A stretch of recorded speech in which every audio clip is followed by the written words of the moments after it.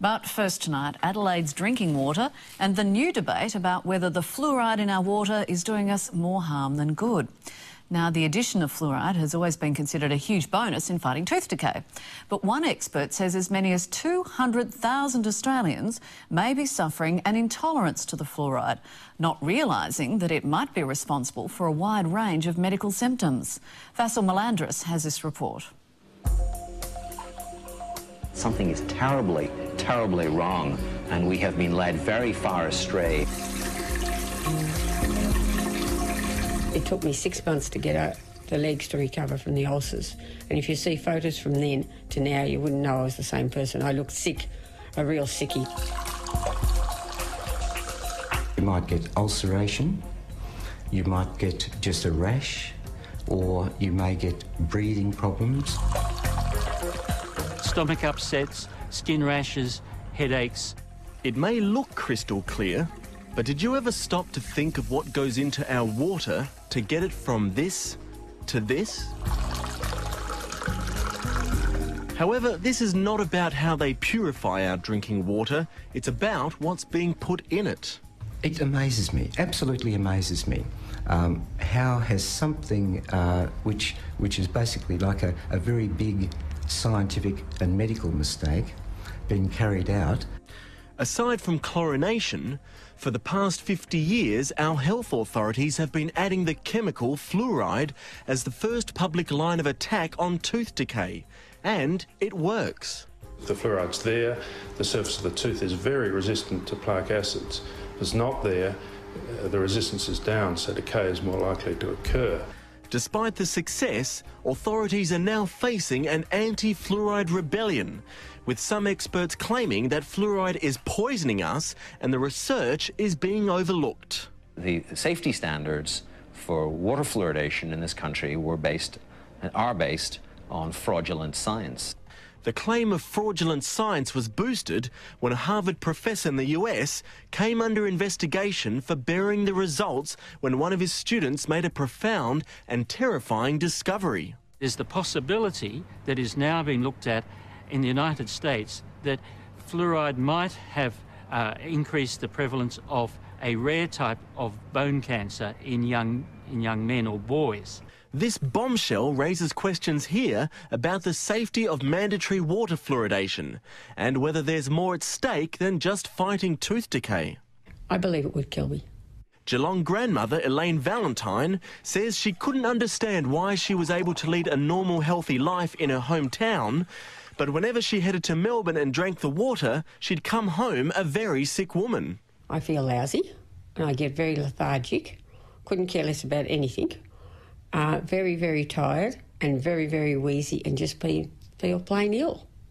But all she was told was that it was a virus or exposure to plane fumes or even asthma. Unconvinced, Elaine consulted a natural therapist who recognised immediately that something was seriously wrong.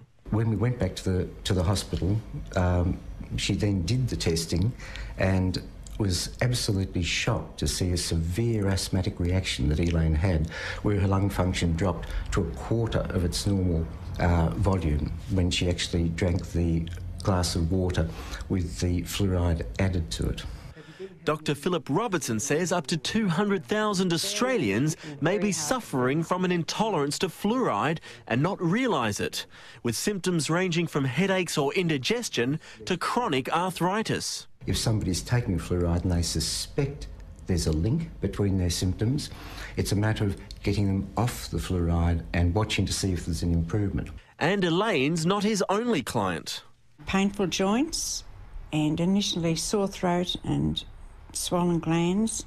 Retiree Carmel Stringer says she's been suffering from hypersensitivity to fluoride for nearly 30 years, which has drastically restricted her lifestyle. In some people it could be fatal. If I'd continued, it could have killed me. She's had to fork out hundreds of dollars for a reverse osmosis water filter, the only way to remove fluoride in the home, but says it's restored her health. Symptoms went almost immediately. But Elaine and Carmel's pleas for recognition seem to be falling on deaf ears. 80% of public water in South Australia, New South Wales and Western Australia is fluoridated, nearly 70% in Victoria and 91% in Tasmania. Queensland defies the trend with just 5%. But that may also change as health authorities make the push to cover more and more communities. And the reason? It's good for our teeth. Alzheimer's, birth defects, crime rates, you name it. There have been links brought up to it, but there's no proven scientific evidence for any of these links. Adelaide's Jason Armfield from the Australian Research Centre for Population Oral Health says there's nothing of substance in the case against fluoride, and he recently co-authored a paper stating the benefits far outweigh the risks.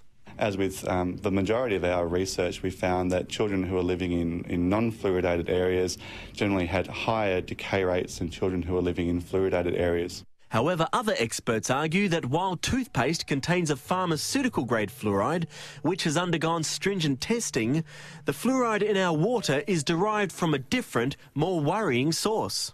Fluoridation in most water supplies involves putting in industrial waste, a waste from the phosphate fertiliser industry, into drinking water. And not only does it contain fluoride, but it contains traces of arsenic and heavy metals. So that in itself is pretty worrying. Professor Mark Diesendorf from the Institute of Environmental Studies at the Uni of New South Wales says there's enough science to prove the case against fluoride, and we deserve the right to choose whether we have it in our water or not. Even more frightening thing is that the health departments are not telling the truth about it. They are so committed to fluoridation that they are suppressing evidence of harm. While the jury's still out on fluoride, and experts on both sides are locked in a fierce debate over its effectiveness and safety, Carmel Stringer has this warning. Well, if you have any symptoms that go on that you worry about, go to an allergy specialist, have it diagnosed. Everyone has a right to be free from such exposures from what is essentially mass medication with an uncontrolled dose. So this is really a violation of ethics as well as a violation of people's health.